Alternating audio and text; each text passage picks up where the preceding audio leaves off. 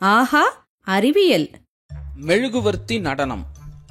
Hi குட்டீஸ், நாம இப்போ மெழுகுவர்த்திகள் கொண்டு மிக அழகான மேலும் கீழும் அசையக்கூடிய சீசா மாதிரி அமைப்பை செய்ய போறோம். இத செய்ய உங்களுக்கு ரொம்ப ஆசையா இருக்கா? இத செய்வது ரொம்ப சுலபம்.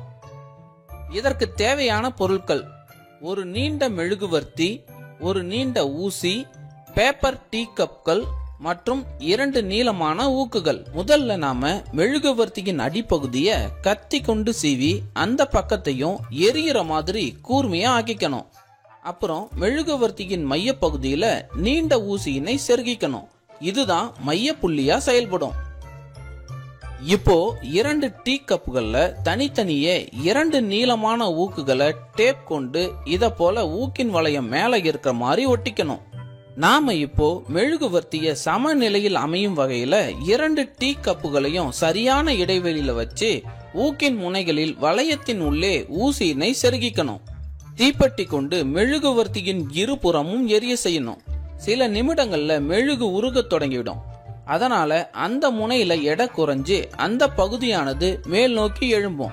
அப்புறம் மெழுகுவர்த்தி நல்லா 2 பக்கமும் அசைய தொடங்குவதை நாம பார்க்க முடியும்.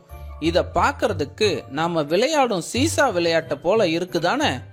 மெழுகு முழுமையா உருகும் வரை இந்த விளையாட்டை நீங்க கண்டு ரசிக்கலாம்.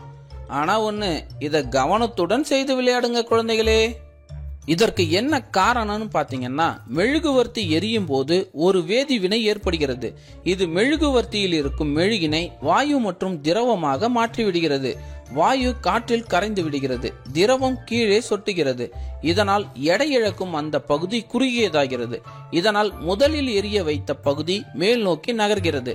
அதே சமயம் இரண்டாவது எரிய வைக்கப்பட்ட பகுதி கீழ் நோக்கி நகர்கிறது. இப்பொழுது இரண்டாவது முனை நன்றாக எரிய தொடங்கிவிடுகிறது. விரைவாக எடையை இழக்கிறது. இதனால் மேல் நோக்கி நகர்கிறது. இது தொடர்ந்து நடந்து கொண்டே இருக்கும்.